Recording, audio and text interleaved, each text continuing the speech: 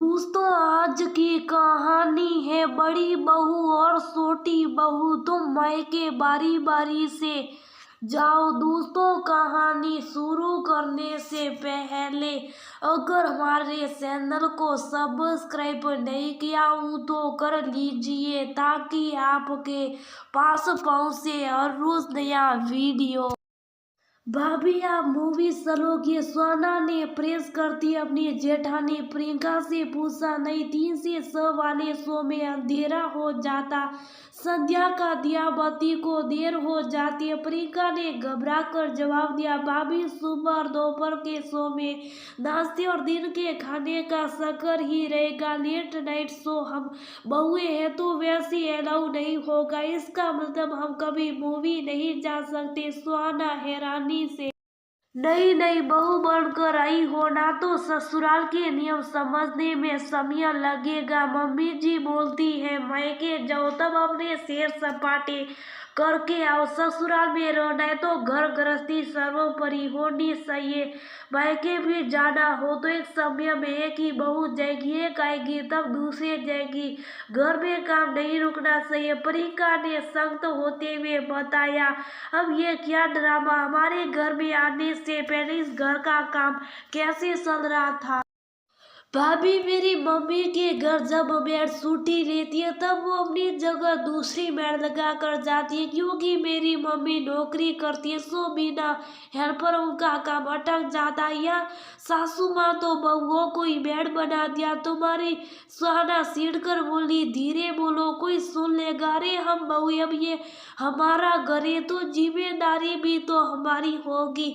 प्रियंका ने समझा, वाह भाभी, हमारा घर है तो हमारी खुशियाँ का ख्याल भी तो रखा जाना चाहिए। सिर सपाटे के लिए मायके जाओ, ये ठीक है। अच्छा, एक बात बताओ, रोहिणी दीदी नरक जब यहाँ आती है तो उनको घुमाने के लिए तो सासू माँ हम भाभीियों को इजाजत देगी? सोना ने फिर एक नया सवाल किया। रोहिणी जॉब करती है उसकी बात अलग है, और वैसे भी रोहिणी उन औरतों में से नहीं जो घर गृहस्थी की चिंता में सभी को उपेक्षित करे। उसको घुमाने के लिए भाभीियों की जरूरत नहीं, अक्सर दोस्तों के साथ ही जाती है।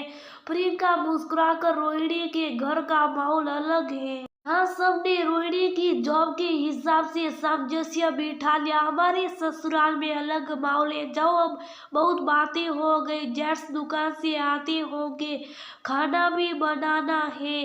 प्रियंका सबके कपड़े प्रेस करके उठ गई। सोना के दिमाग में खुरापात शुरू हो चुकी थी। हमारे ससुराल के माहौल को हम अपनी किस्मत समझकर मन मारते हुए कैसे जी सकते?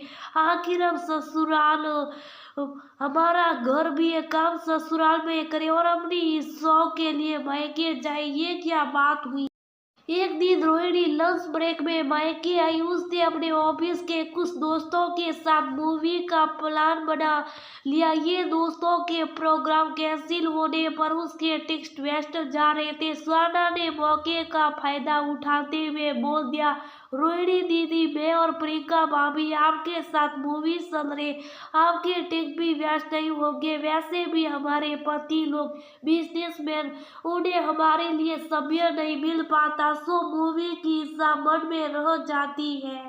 रोहिणी सुहाना को कुछ जवाब दी उससे पहले वो अपने माता पिता के हाव भाव से उनकी नाराजगी समझ गई।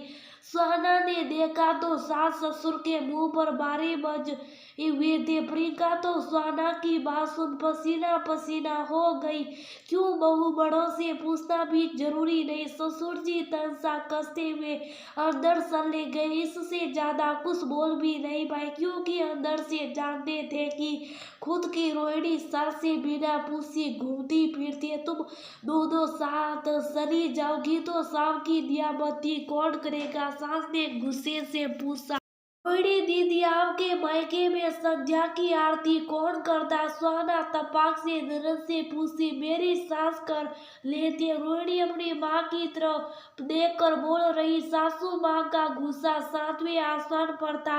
उनके कुछ बोलने से पहली बात तो सही भी है, मम्मी जी बहुएं घर की लक्ष्मी होती है, लेकिन उनके आने से क्या सास लक्ष्मी नहीं रहती? वो तो घर की पहली लक्ष्मी। अगर वो ने दिया दिया बत्ती, क्या तो कोई बुराई तो नहीं। सुहाना की बात का सास के पास कोई जवाब नहीं था। तो हम तैयार हो जाए मम्मी जी, सुहाना ने जड़ से पूछा। सास को अनमने मन से हाँ करनी पड़ी। सुहाना ने प्रियंका का हाथ खींचा और ऊपर अपने कमरे की तरफ बढ़ गई। वाह देवरानी जी, आपने तो तेज बहाव की नदी का रुख ही बदल दिया। प्रियंका ने खुशी व्यक्त करते हुए कहा, देखो भाभी, जब ससुराल के सारे काम, सारी जिम्मेदारियां हमारी, उसी तरफ से हमारी खुशियां का भी ख्याल हमें ही रखना। दिन का खाना सबको खिला दिया, रात के खाने से पहले घर पहुंच जाए। ये बीच का समय हमारे आराम का समय था, उसे हम आज निर्मल आनंद में खर्च करेंगे। सुहाना ने रेखा की स्टाइल में कहा। दोनों देवरानी जेठानी अच्छे से तैयार होकर जब सीढ़ियां एक साथ उतर रही, तभी रोहिणी ने माता पिता को धीरे से समझाया। बड़ी बहू को जैसे सामने सलाया, पर आपकी छोटी बहू बड़ी तेज है, सो समय के अनुसार खुद को बदलो। अब बहुओं को नौकरानी की तरह नहीं, बेटी की तरह समझने का समय आ गया है। अपने नियमों में थोड़ी ढील दो, इनको थोड़ी आजादी दो, नहीं तो घर को बिखरने में देर नहीं लगेगी। रोहिणी की बात सुनने में कड़वी थी, पर माता पिता का समझ आने लगी।